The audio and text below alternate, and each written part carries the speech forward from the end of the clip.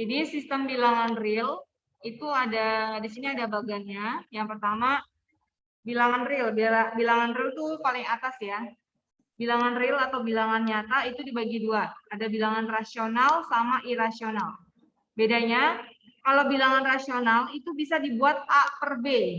Maksudnya di sini bisa dibuat seperti pecahan. Misalnya 3/4, 2/1, 3/1, 4/1, 1000/1 itu bilangan rasional. Atau 5/4, ya 1/3 itu bilangan rasional. Tapi kalau tidak bisa dibuat seperti itu, berarti dia adalah bilangan irasional. Biasanya irasional itu desimal, bilangan desimal yang tidak bisa dibuat ke pecahan, ya. Kalau 0,25 walaupun dia desimal tapi bisa dibuat 25/100 ya kan? Atau sama dengan 1/4. Nah, berarti ini adalah bilangan rasional. Nah, tapi kalau bilangan irasional, dia desimal yang tidak bisa dibuat menjadi pecahan. Nah, di rasional dibagi lagi menjadi bilangan bulat atau bilangan pecahan. Bilangan pecahan berarti yang tadi ya, A per B, 3/4, 5/6, kayak gitu ya. Tidak bisa jadi sebuah bilangan bulat. Tapi kalau bilangan bulat misalnya 6/3, 6/3 kan 2, nah 2-nya itu adalah bilangan bulat. Ya, bilangan bulatnya masih positif, masih negatif kalau yang hanya bilangan bulat. Nah, baru bilangan bulat dibagi dua. Menjadi bilangan bulat negatif atau bilangan bulat positif, termasuk di sini angka 0 ya. Atau disebut adalah cacah, bilangan cacah. 0, 1, 2, 3, dan seterusnya. Bilangan cacah dibagi lagi menjadi bilangan 0 atau 0 dan bilangan asli. Kalau bilangan asli berarti nggak ada nolnya ya. 1, 2, 3, dan seterusnya. Nah, di bilangan asli ada juga bilangan tunggal, bilangan basit atau bilangan prima, dan bilangan majemuk atau komposit. Nah, simbol-simbolnya seperti ini ya. Kalau Q, simbol Q itu untuk bilangan rasional, simbol Z itu untuk bilang. Jadi kalau misalnya Azam melihat simbol bilangan Z itu adalah bilangan bulat. Kalau N atau natural itu berarti bilangan asli. Bilangan bulat itu Z ya, atau kalau bahasa Inggrisnya itu integers ya. Bilangan bulat itu disebutnya integers juga ya, sama. Nah, itu kira-kira pembagian bilangan-bilangan. Jadi nanti kalau misalnya disebutkan dia bilangan rasional, atau bilangan bulat, atau bilangan pecahan, atau dia bilangan asli, ini kelompoknya ya. Kalau dia bilangannya rasional berarti bisa jadi pecahan, bisa juga bilangan bulat. Tapi kalau dia dibilangnya adalah langsung bilangan asli, ya berarti langsung bilangan asli ya. Termasuk bilangan bulat berarti dia kelompoknya. Oke, contohnya nih. Tadi udah 0,25 bisa dibuat jadi 25/100 ya. Terus kalau misalnya kita mau menghitung, ini contoh ya. Misalnya kita mau menghitung, 1 ditambah 1/1 ditambah 1/1/2 ditambah 1/3. Hasilnya kira-kira berapa? Ini kan berarti bilangan pecahan juga ya. Kalau 1 ya 1 ya kan, 1/1 itu juga bilangan rasional ya 1. Ini 1/1 berapa? 1 dibagi 1/2? Iya 2 betul. 1 dibagi 1/3? 3. Ya 3. Jadi jumlahnya berapa? Di Berapa? 7, Bu. Kayak gitu. Contoh lagi. Ini bentuknya desimal. 0,4444 dan seterusnya. Apakah ini termasuk bilangan rasional atau irasional? Itu pertanyaannya. Ya. Kalau misalnya dia rasional bisa dibuat pecahan. Kalau dia irasional berarti tidak bisa dibuat pecahan. Nah, kita bisa menentukan. Cara menentukannya kita misalkan dulu. Misalkan X itu adalah 0,444.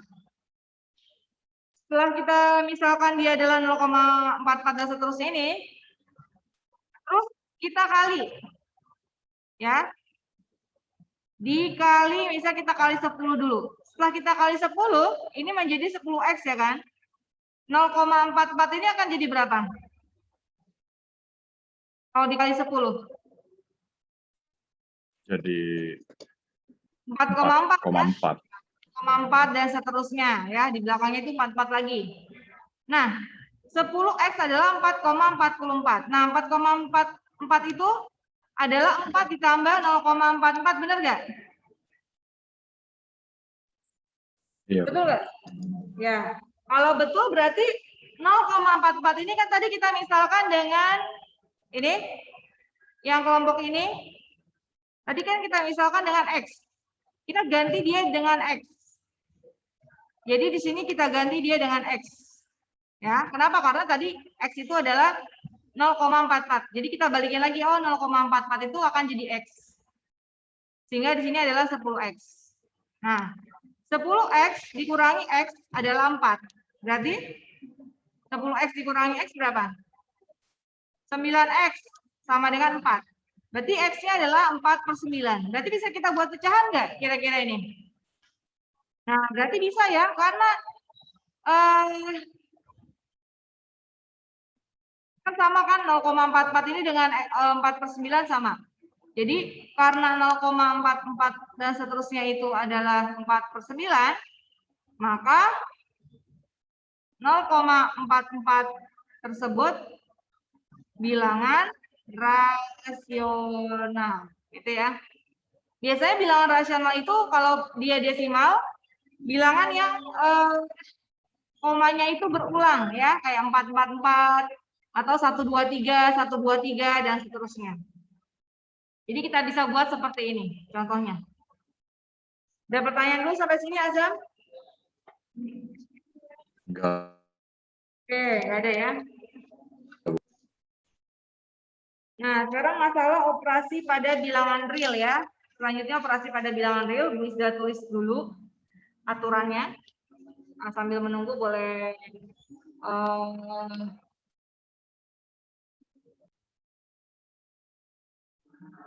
operasi pada bilangan real, aturan dasarnya ada pertambahan, pengurangan, perkalian, dan pembagian. Ada namanya hukum komutatif. Hukum komutatif di sini misalnya A tambah B sama dengan B tambah A. Atau A kali B sama dengan B dikali A. Contohnya, misalnya 2 tambah 3 ya sama dengan 3 tambah 2 gitu ya. Atau 6 kali 2 itu sama dengan 2 dikali 6. Kayak gitu maksudnya. Atau contoh lagi misalnya, ya sama kayak simbol ini ya. Pokoknya dia kalau dibolak-balik itu boleh gitu ya. Oh misalnya kotak ditambah sama segitiga sama dengan segitiga ditambah kotak ini, itu boleh gitu ya. Udah gitu. Nah kalau asosiatif itu perubahan tempat ya. Tadinya A tambah B dikelompokkan di sini, tukeran kelompok gitu ya. Contoh misalnya 2 tambah 3 dikali 4 sama dengan dikali lagi tambah sorry ditambah, berarti boleh juga 2 ditambah 3 tambah 4 dulu gitu ya. Ini namanya adalah asosiatif atau perkaliannya juga sama.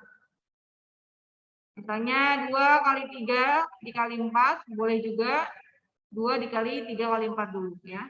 Itu enggak masalah. Itu namanya asosiatif. Distributif berarti mendistribusikan gitu ya. Contoh kayak di atas, kalau kita bagi lagi angkanya misalnya 15 tambah 21. Nah, 15 itu kan 3 kali 5 gitu ya. 21 itu 3 kali 7. Sama-sama ada tiganya. Tiganya bisa kita keluarkan. 5 tambah 7-nya di dalam. Kayak gini ya. Atau boleh juga 5 tambah 7 dulu baru dikali 3. Juga boleh. Terus elemen identitas. Elemen identitas untuk penjumlahan adalah 0 perkalian 1. Kenapa? Karena elemen identitas itu di mana ketika dioperasikan oleh bilangan tersebut hasilnya adalah tetap dia sendiri. Contohnya Kalau yang ini ya, contohnya misalnya 2 tambah 0. Kan sama aja dengan 2 ya. Jadi 2 ditambah 0 hasilnya adalah diri dia sendiri, yaitu 2. Itu makanya terhadap penjumlahan. Nah, kalau perkalian misalnya 2 kali 1 hasilnya juga 2. Jadi 0 dan 1 itu adalah elemen identitas. Ya. Jadi kalau bisa ditanya, kalau ada pertanyaan, elemen identitas itu apa saja? Kalau untuk penjumlahan adalah 0, kalau untuk perkalian adalah 1. Kenapa? Karena ketika dijumlah oleh 0, hasilnya balik lagi ke 2. Ketika dikali oleh 1, hasilnya juga balik lagi adalah 2. Nah, terus sekarang elemen inverse. Kalau elemen inverse berarti kan kebalikan, ya. Bedanya kalau identitas itu ketika dijumlah atau dikali kembali lagi ke dirinya si bilangan tersebut gitu ya. Itu namanya elemen identitas. Tapi kalau inverse itu adalah kebalikan. Nah, elemen inverse untuk penjumlahan itu adalah bilangan negatif dari bilangan tersebut ya. Contohnya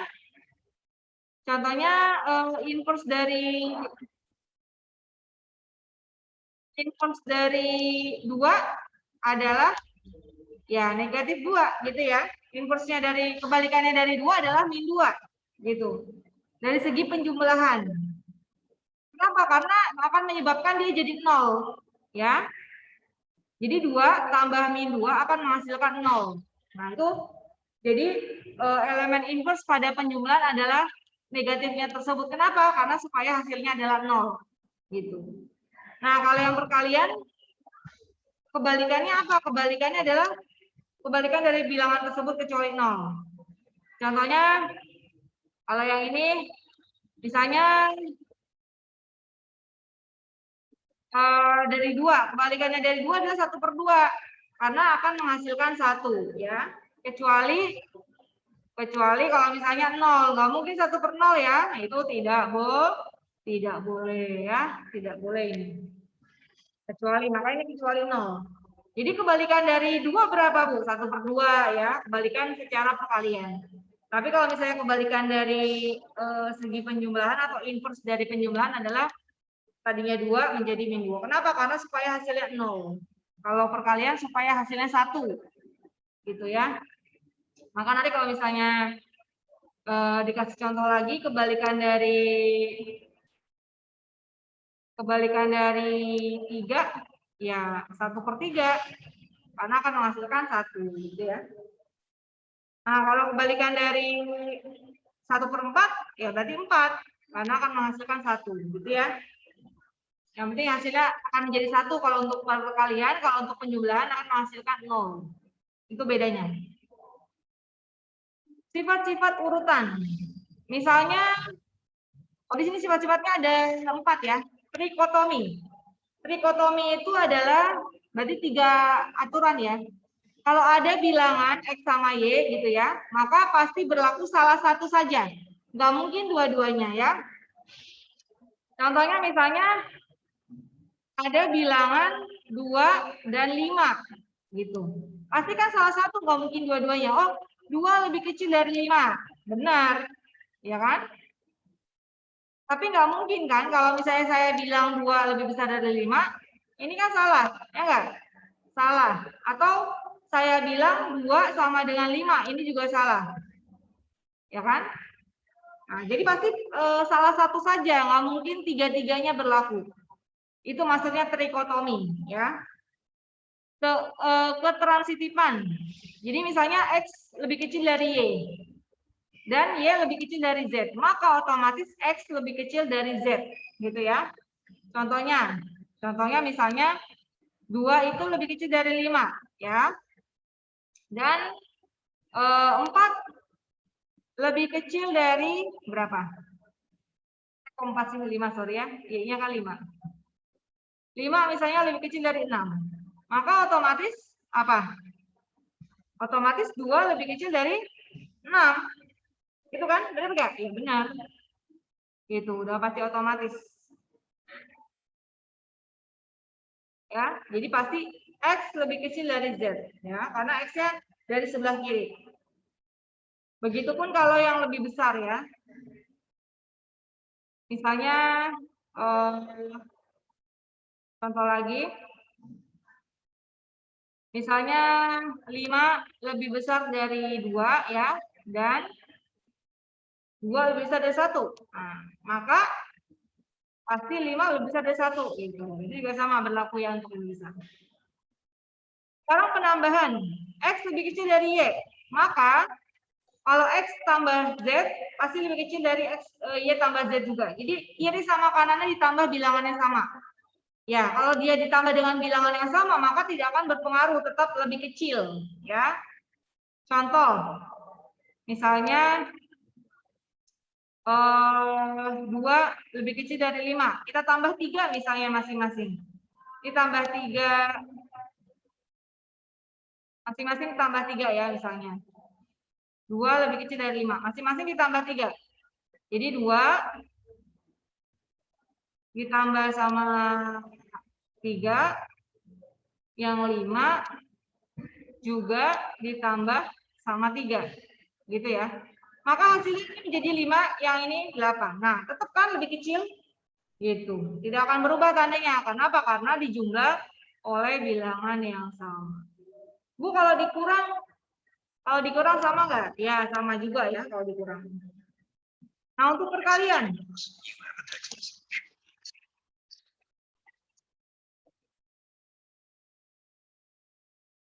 Kalau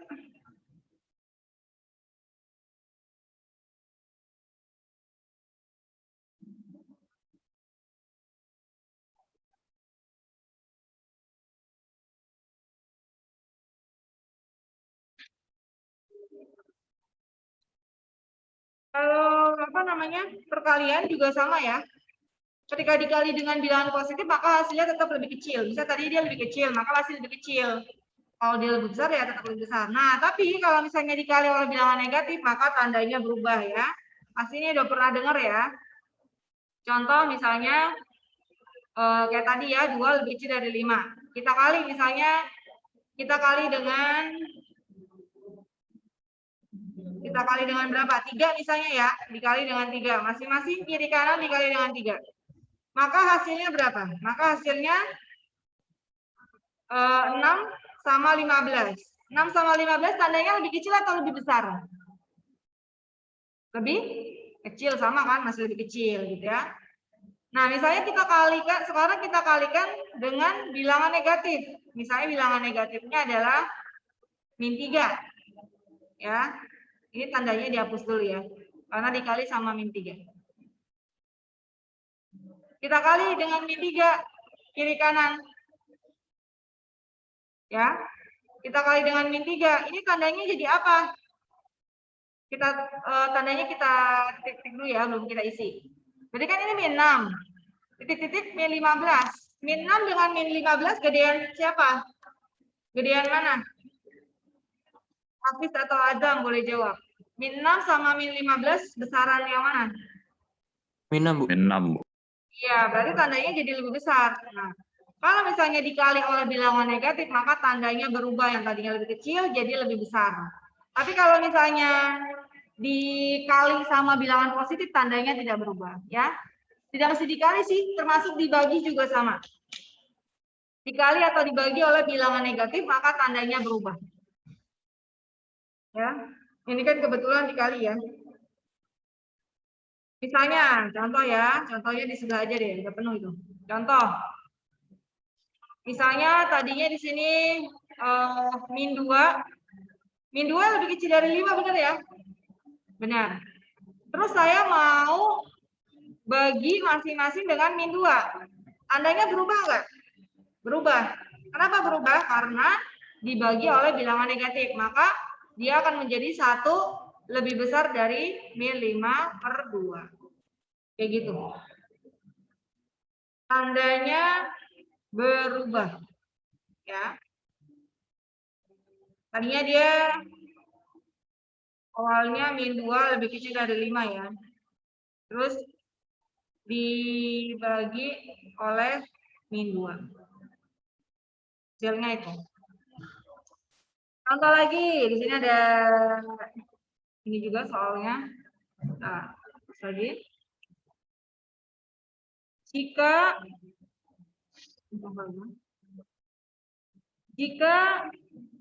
A, B, C, D, E merupakan bilangan dari dengan A-nya lebih kecil dari 2B, B-nya lebih kecil dari 3C, dan C-nya lebih kecil dari 4D. Terus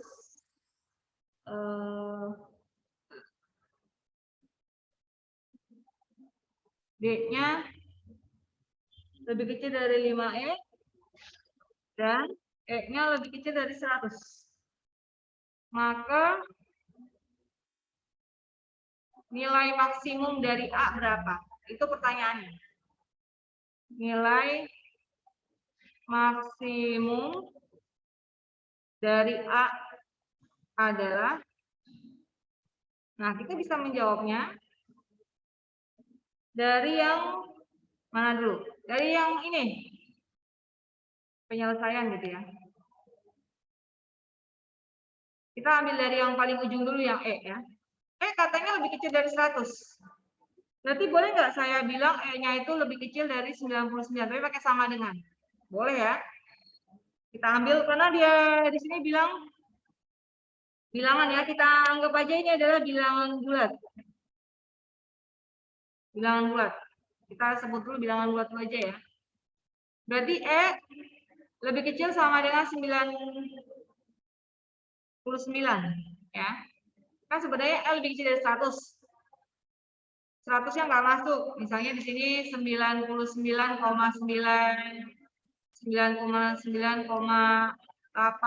gitu ya, dan seterusnya. Nah, kita ambil yang bilangan bulat aja 99 ya. Yang ini kan nggak termasuk 100-nya karena nggak ada tanda sama dengan. Jadi kita ambil bilangan bulatnya aja biar mudah ya. Karena kan yang ditanya adalah yang A nanti. Nah, yang E-nya berarti kita ambil 99. Karena kan 100-nya nggak boleh ikut nih. Nah, dengan kata lain, tadi T sama dengan apa? Ini ya. Maka D-nya pasti lebih kecil dari 5 kali 99, kan enggak? Iya, karena di sini disebutin tuh ya. Nah, berapa hasilnya? 5 kali 99. Ini pekerjaan yang pertama dulu ya. Berapa? 5 kali 99. 495, Bu. 495, ya betul. Berarti D-nya lebih kecil dari 495. Kita lanjut. Nah, karena D-nya lebih kecil dari 495, saya mau ngambilnya pakai sama dengannya berarti 494. Boleh nggak? Boleh ya. Karena 495 itu sebenarnya 494,9 misalnya ya. Pokoknya banyak lah yang kalau pakai koma-koma. Dan seterusnya. Saya ambilnya mau bilangan bulat aja gitu ya. Ini contohnya anggotanya nih ya. Jadi saya ambilnya yang bilangan bulatnya aja. Gitu ya. Dan seterusnya nih sebenarnya ada seterusnya. Jadi yang terdekat 494 ya. Untuk yang terdekat dengan 495, karena 495 itu nggak boleh ikut kan. Karena dia tidak pakai tanda sama dengan ya. Sebenarnya sini ada 495 ya kan. Di sini ada dan seterusnya ya. Tapi kita ambilnya yang ini. Yang ini nggak termasuk karena dia tidak pakai sama dengan. Oke. Nah, karena D-nya kita pilih yang ini ya, berarti ini nomor 2. Bagian kita yang kedua ya. Nah, D-nya sambungin lagi ke C. Oh, katanya C-nya apa tuh tadi? Karena D lebih kecil dari 494, maka otomatis C-nya lebih kecil dari 4 dikali 494. Berapa 4 dikali 494? Berapa 4 dikali 494?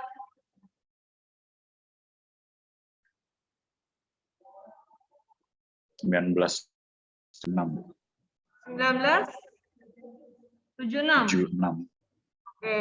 Nah, ini kan juga sama kayak tadi ya, lebih kecil. Berarti kita akan mengambilnya itu kalau mau pakai sama dengan bilangan bulat berarti 19,75. Sama kayak tadi ya. Maksudnya nggak usah Bu Ista tulis lagi, ini yang ketiga. Nah, berikutnya 19,75 ini kita cari lagi ya. Di sini Bu Ista tulisnya C lebih kecil sama dengan 19,75 lanjutannya. Maka C itu adalah lebih kecil dari B, berarti B lebih kecil dari 3 dikali 19,75. Berapa 19,75 itu? 3 kali 19,75 berapa?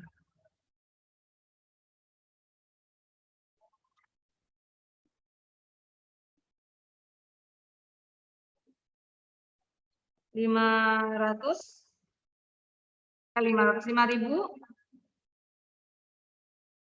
900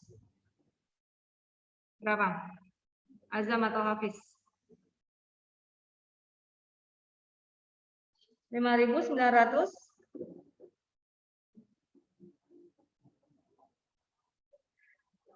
25 bukan Bu? 5925. Ya, betul. 5925. Terus, nah, ini belum selesai ya. Karena ini lebih kecil, kita kayak tadi. Berarti kita ambil yang terdekatnya bilangan bulatnya, yaitu 5924, ya kan? Karena kan 5925 itu lebih kecil saja, nggak pakai sama dengan. Kita mau bikin pakai sama dengan, kita ambil yang bilangan bulat terdekatnya 5924. Nah, terus udah mau deket nih. Berarti tinggal masukin ke A ya. A lebih kecil dari 2 kalinya 5924. Berapa? 2 kali 5924.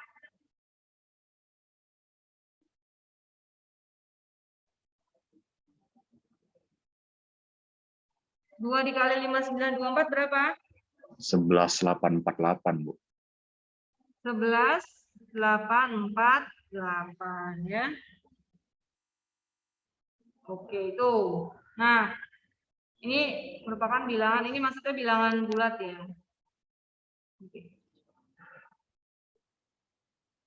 Berarti nilai maksimum dari A berapa?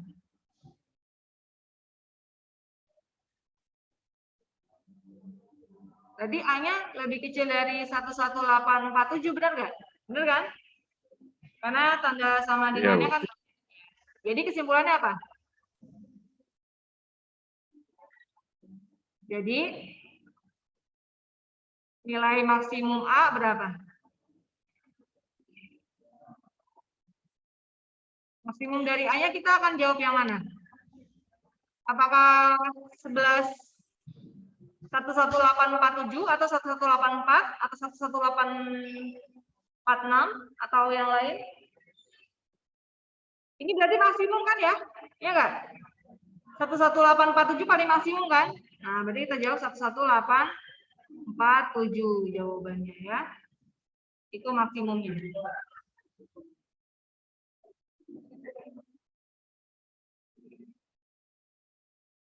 Ada pertanyaan dulu sampai sini?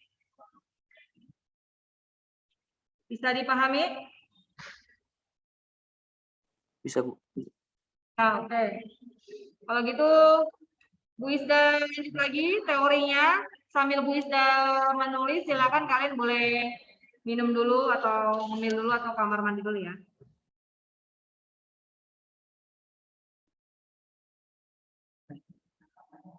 Jadi penjumlahan teleskopik atau deret teleskopik ini adalah sebuah deret yang mempunyai sifat mendekatkan dengan menggunakan prinsip merasionalisasi atau memecah atau pecahan gitu ya. Jadi dipecah lagi.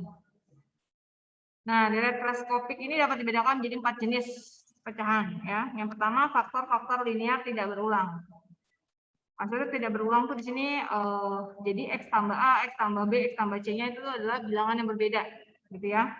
X tambah 3, X tambah 4, X tambah 5. Jadi bilangan yang berbeda ya. Bukan bilangan pangkat 3 lah ya. Kalau misalnya 8 ada kemungkinan pangkat 3 kan, oh 2 pangkat 3 kayak gitu kan belakangnya. Kalau ini misalnya dia berbeda perkaliannya. Bentuk yang kayak gini bisa dipecah menjadi seperti yang kanan. Nah, cara memecahnya memang ada beberapa triknya gitu ya, tapi akan menjadi seperti ini.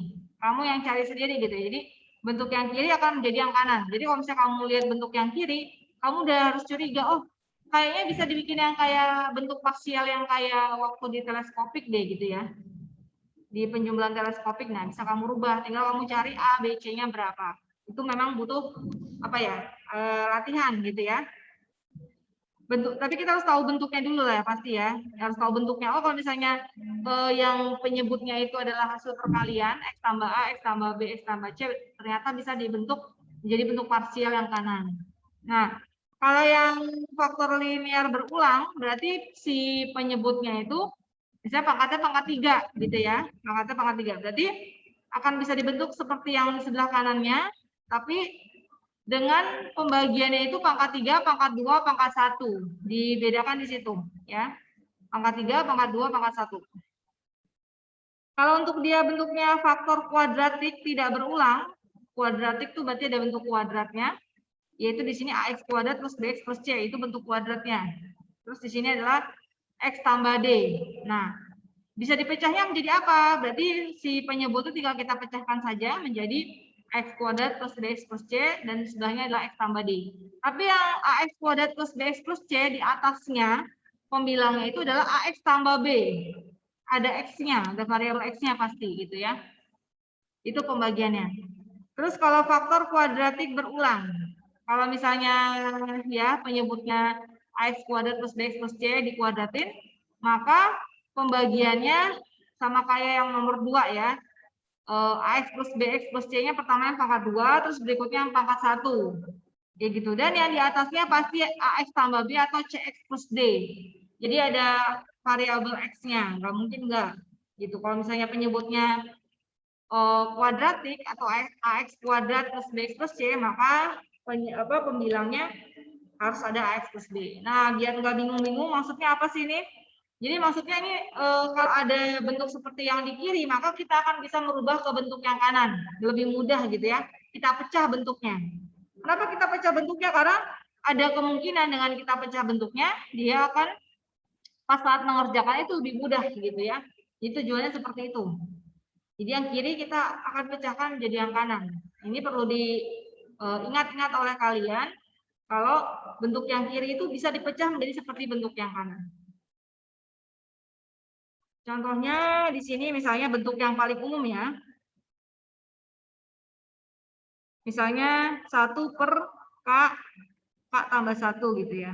Kalau ini kan kalau kita pecah jadi apa? Nah, jadinya seperti ini. Kok tandanya minus ya? Ada yang tahu nggak minus kenapa? Minusnya sebenarnya dari min satunya ya. Ini kan sama aja kayak yang bentuk yang pertama ya. K, di sini K plus 1 gitu kan. Nah, kita memikirkan di sini AB-nya kan. AB-nya berapa sih gitu kan? Itu kan pertanyaannya. Kan tadi kayak yang pertama ya. Fx dalam di bawahnya adalah X tambah A, X tambah B. Dipecahnya jadi seperti ini. Sama kayak ini. K sama K plus 1. Kira-kira A sama B-nya berapa sih gitu kan? Berarti kita tinggal kali aja. Cara mencarinya tinggal kita kali aja. A dikali K plus 1 ditambah B kali K. Hasilnya harus 1 gitu kan. Berarti AK tambah A tambah BK hasilnya harus 1. Oh, kayak gini juga boleh. Balik lagi ya. Gitu. Nah, supaya hasilnya 1, jadi bagaimana gitu kan? Plus 1, di sini adalah A-nya, ini adalah BK-nya, hasilnya harus 1. Ya, artinya nggak ada lagi variabel K. Berarti AK plus A plus BK adalah 1. Atau kalau misalnya yang K-nya mau digabungkan gini ya. Nggak ada angka satunya. Nggak ada K-nya maksudnya. ada K-nya 0 gitu kan. Kalau mau dipaksakan ada K-nya 0. Nah, berarti dengan kata lain ini sama dengan ini gitu ya. Jadi AK tambah BK hasilnya harus 0 atau A tambah B dalam kurung K hasilnya harus 0 atau A tambah B sama dengan 0 atau dengan kata lain A sama dengan min B gitu kan. Nah, yang satu yang mana nih? Yang satu adalah ini sama dengan ini karena nggak ada K-nya. K-nya di sini adalah variabel. Ya, variabelnya K. Oh, berarti A-nya 1. Kalau A-nya 1 berarti B-nya adalah min 1. Wah, berarti ini pasti jawabannya adalah 1 per K. Bukan ditambah ya. Ditambah min 1 per K tambah 1. B-nya kan min 1. Kebalik ya. Saya salah nulis di sini. Maksudnya adalah B sama dengan min A gitu ya. Berarti B-nya adalah min 1 ya. A-nya 1. Ini maksudnya. Jadi 1 per K tambah 1 itu bisa dirubah menjadi seperti ini. Atau kalau kita langsung minusnya di sini berarti ya. Nah, jadi kita dapat kayak gini bukan ujuk-ujuk tapi dari proses yang tadi. Tapi A sama B-nya kita cari dulu. Cari A dan B-nya gitu ya. Sini tugas kita mencarinya. Ada lagi contohnya lagi, yuk kita coba ya. Misalnya 1 per K tambah M. Nah, sama kan kayak tadi. Sini A-nya ya kan. Tapi variabelnya K, ini B-nya K tambah M. Nah, kita akan cari nih A sama B-nya berapa. Kayak tadi sama. Berarti A kali K tambah M ditambah BK hasilnya harus 1. Atau AK tambah BK tambah AM hasilnya 1. Gitu kan? Nah, berarti dengan kata lain kita akan dapat di sini harusnya ada OK gitu ya, 0K gitu ya. Berarti AK tambah BK hasilnya kan 0K. Atau A tambah B sama dengan 0 gitu ya. Atau A-nya adalah min B ya, sama kayak tadi. Kita cari dulu. Atau B-nya sama dengan min A gitu ya. Atau ini terserah yang mana. Berarti AM-nya sama dengan 1. Ya kan? Ada mengandung variabel M. Berarti A-nya adalah 1 per M. Gitu. Jangan 1 aja, kan ini ada M-nya. Jadi 1 per M. Oh, berarti B-nya berapa? B-nya min 1 per M. Nulisnya gimana ya? Tinggal kita tulis di sini. Berarti sama dengan A-nya adalah 1 per M per K ditambah min 1 per M per K tambah M. Nah, akan jadi apa nih? 1 per M dibagi K berapa? Atau 1 per M-nya boleh dikedepanin nggak, Bu? Boleh. Misalnya kayak gini ya. Ini akan jadi 1 per K tetap. Yang ini akan jadi min 1. Ya kan? Ada minusnya akan ditinggalin di sini. Jadinya seperti ini. Begitu ya. Jadi 1 per K tambah M kita bisa buat seperti ini. Boleh kayak gini. Atau Bu boleh nggak M-nya deketin ke K? Boleh. Tapi nanti yang ini jadi M K tambah M bawahnya. Ini aja sih nggak apa-apa. Lebih bagus. Bisa dipahami Azlan sama Hafiz? Atau satu contoh lagi deh. Satu contoh lagi nih ya. Ini diminta temukan atau hitung gitu ya. Nilai dari 1 per 2 kali 3 ditambah 1 per 3 kali 4 ditambah 1 per 4 kali 5 dan seterusnya sampai 1 per 19 dikali 20. Nah, cara ngitungnya gimana nih kira-kira? Ini kan sama aja 1 per A kali B ya. Kan ini kan 1 per, atau nggak usah A kali B. Kalau misalnya, contoh ya. Contoh, kalau misalnya A-nya adalah 2, maka B-nya itu adalah A tambah 1, benar nggak? Betul? Kalau A-nya 2, berarti B-nya A tambah 1, yang si 3-nya. Ya nggak? Jangan B deh, soalnya. 3. 3 itu adalah A tambah 1 ya, karena 2 tambah 1. Nah, berarti di sini kita bisa tulis 1 per A tambah 1 gitu kan. Nah, Tadi katanya bentuk yang kayak gini akan menghasilkan apa tadi? Yang K kan ya? A tambah 1 berarti kan? Yang tadinya dia 2 kali 3 menjadi A tambah 1. Tadi A tambah 1 apa? Ini kan? Nih, yang K kan? Oh, hasilnya nanti 1 per K dikurangi 1 per K tambah 1. Berarti 1 per 2, ya kan? Ya enggak? Sama dengan 1 per A. Katanya 1 per A dikurangi 1 per A tambah 1 gitu ya. Gini bentuknya. Ya kan? Ini dari penjelasan sebelumnya ya tadi ya. Ya kan? Jadi kalau misalnya 1 per 2 dikali 3 itu sama dengan 1 per 2 dikurangi 1 per 3. Gitu kan? Benar nggak? Betul nggak? Hafiz sama Azam. Ini contoh sini deh, contoh ya. Contoh, contohnya kita kasih bilangan. 1 per 2 dikali 3. 2-nya adalah K, K tambah 1-nya adalah 3. Berarti akan sama dengan 1 per 2 dikurangi 1 per 3. Benar nggak? Betul tidak? Kalau menggunakan tadi konsep yang ini. Betul ya? Nah, jadi tinggal kita ganti aja nih semuanya. Oh, berarti ini ya, sehingga ini akan berubah nih. Ini akan jadi apa? 1 per 2 dikurangi 1 per 3, ya kan? Ditambah, yang ini akan jadi berapa? Oh, ini 1 per 3 dikurangi 1 per 4. Yang ini, oh yang ini 1 per 4 dikurangi 1 per 5. Dan seterusnya. Sampai 1 per 19 dikurangi 1 per 20. Gitu kan?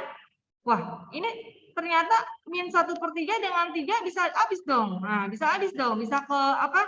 Habis lagi, bisa terbagi gitu ya. Bisa terbagi lagi.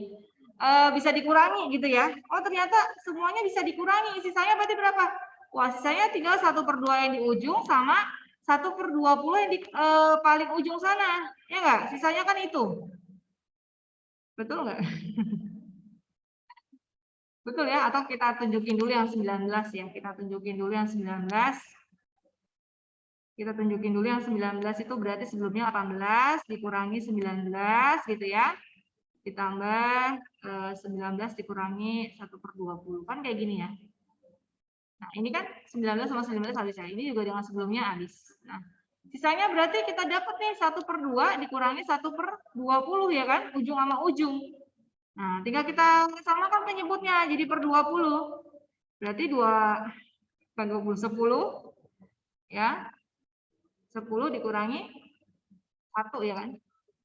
Atau 9 per 20. Wah, ternyata hasilnya adalah nggak jauh-jauh adalah 9 per 20. Nah, karena kita sudah memahami yang tadi bentuk ini ya, yang 1 per K 1 per K dikali K plus 1 itu adalah 1 per K dikurangi 1 per K plus 1, itu membantu kita mengerjakan soal ini. Ya, dengan menggunakan deret teleskopik, itu akan membantu kita mengerjakan soal seperti ini. Ya, bisa dipahami Hafiz dengan Azam? Bisa, Bu. Oke, jadi kalau misalnya Hafiz dan Azam menemukan bentuk seperti ini, contohnya 1 per K, K tambah 1. Contohnya 1 per 2 dikali 3, gitu ya. Yang mendekatinya cuma angka 1. Itu bisa kita buat jadi 1 per 2 dikurangi 1 per 3. Atau kalau yang ini berarti berapa ya contohnya? M-nya misalnya 2 dikali berapa ya? 5 deh. Nah, 2 dikali 5, berarti hasilnya berapa? Berarti M-nya berapa? Kan K-nya 2, ya kan? K-nya 2. Berarti ini K tambah M. Berarti M-nya berapa? Kalau K-nya 2. Berapa? Berapa yuk? K-nya 2. Ini berapa depannya? Ayo. Berapa? K tambah M adalah 5. K-nya 2. Berarti M-nya berapa? Berapa M-nya? 5, Bu. Berapa? 5.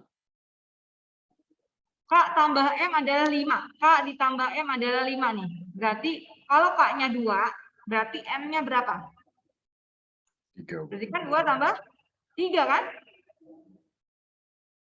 Jumlahnya 5. Ya, berarti di sini adalah 3. Berarti kalau misalnya ada soal 1/2 kali 5 atau berapapun yang dia selisihnya dekat berapa gitu ya. Berarti hasilnya 1/3 atau selisih antara 5 dengan 2. Dalam kurung 1/2 dikurangi 1/5. Nanti soalnya kayak tadi kayak gitu ya. Jadi hasilnya seperti ini. Ini perlu dihafal juga ya Azam sama Hafiz. Contohnya seperti ini. Ada satu lagi. Bisa kasih satu lagi ya. Takutnya kelupaan nanti keburu lomba kamu lupa lagi. Satu lagi ya. Nggak apa-apa ya. Tanggung. 1/K. K tambah 1. K tambah 2, ini hasilnya nggak bisa ini lagi, nggak bisa uraikan lagi ya dapatnya dari mana. Tapi kalau mau menguraikannya sama kayak yang ini, contoh yang sebelumnya, ini didapatnya dari misalnya hasilnya 1/2 K plus 1 dikurangi 1/K plus 1 K plus 2. Nah ini juga sama termasuk deret teleskopik. Contohnya apa sih? Contohnya, yuk kita buat contohnya nih ya. Contohnya bisa ada perkalian 1/2 kali 3 kali 4. Katanya begitu ya. Nah, ini ternyata bisa kita ubah bentuknya menjadi 1/2. 1/2-nya dari sananya ya. Nah, nah yang K itu adalah yang ini. Yang ini adalah K plus 1. Yang ini adalah K plus 2. Jadi kalau ada K adalah 2. Kalau ada K plus 1 adalah 3. Kalau ada K plus 2 adalah 4. Berarti ini sama dengan 2 dikali 3 dikurangi 3 dikali 4. Jadi kalau misalnya ada soal 1/2 kali 3 kali 4, itu bisa kita rubah menjadi sama dengan 1/2 dalam kurung 1/2 kali 3 dikurangi 1/3 kali 4. Satu contoh lagi.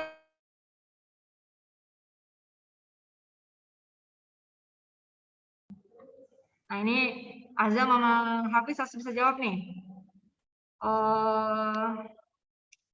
Tanya 10 kali 11 kali 12. Nah, berarti sama dengan 1/2 berapa nih? Ayo. 10 kali 11. 10 kali 11 dikurangi 1/11 kali 12. Iya, 11 dikali 12. Betul. Kayak gini ya. Bisa? Insya Allah bisa. Ini Bu Isda save dulu. Kita udahan dulu sampai sini aja. Tolong dipelajari dulu. Ini Bu Isda